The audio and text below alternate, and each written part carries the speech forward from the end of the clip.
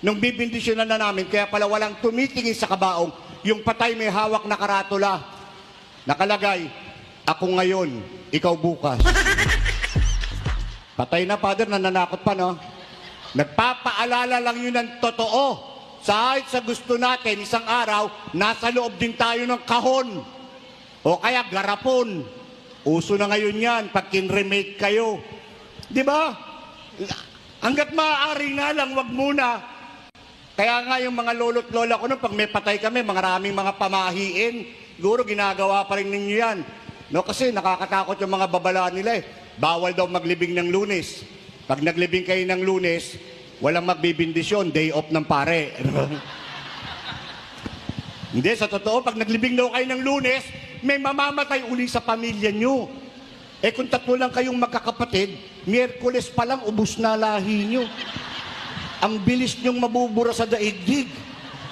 Di ba? Habi pa ng lolo't lola ko, pag may patay daw sa pamilya, bawal maghatid ng mga bisitang naglamay. Masama yan, may mamamatay uli. Kaya sinusunod eh. Ang babala, laging may mamamatay. Eh, sino ba gustong mamatay na sunod-sunod? Ang gastos nun. Di ba? Sabi pa nila, pag may patay, kayo naman, kapag kayo'y naglamay, bawal kayong mag-uwi ng mga pagkain nakahain sa burulan. Yung iba, pag kinapkapan mo, puno ng boy bawang yung bulsa. May mga butong pakwan. Yung may dalang backpack, mayroong cup noodles. Siguradong may mamamatay, malamang mapapatay kayo. Eh, namatay na yung mga tao, kinukupit nyo pa yung chichirya. Ang pinakamasagwang turo, pag may patay daw, yung kamag-anak, bawal maligo. Pag naniwala naman kayo dyan, mamamatay naman ang mga naglalamay sa baho ng pamilya nyo. Tinatanong ako, totoo ba, Padre, mga pamahiin na matatanda? Hindi ho yan totoo. Pero mabuti na din yung sigurado. No? Eh, paano kung mamatayan kayo uli? Ikaw ang sisisihin. Kasi naligo ka. Hindi yan tinuturo ng mga matatanda dahil takot silang mamatay. Ako, hindi ako takot mamatay. Pero hindi din ako nagmamadali. Eh, marami pa namang cameraman dito, no? Pwede na silang mauna. Tsaka ang prinsipyo ko sa buhay ko, ladies first. No?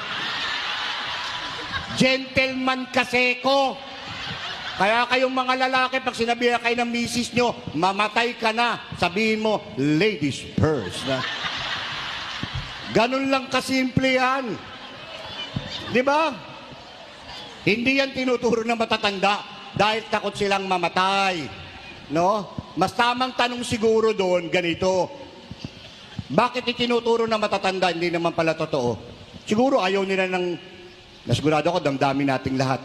Ayaw kasi natin na may nawawala sa pamilya. Amen? Kahit may sakit pa kahit mag-alaga ka ng ilang taon mas gusto mo pa yun kaysa na mawalang tuluyan. Pero ang Panginoon ng ating Yahweh El Shaddai ang nakaalam kung sino ang karapat-dapat na mapasapiling niya sa anumang yugto ng kanilang buhay. Amen? Father, I am ready. Pakiulit. Huwag masyadong malakas. Baka madinig kayo. Bigla kayong hugutin dito. Pakibulong na lang. 1, 2, 3. Ang ating Panginoon, wala naman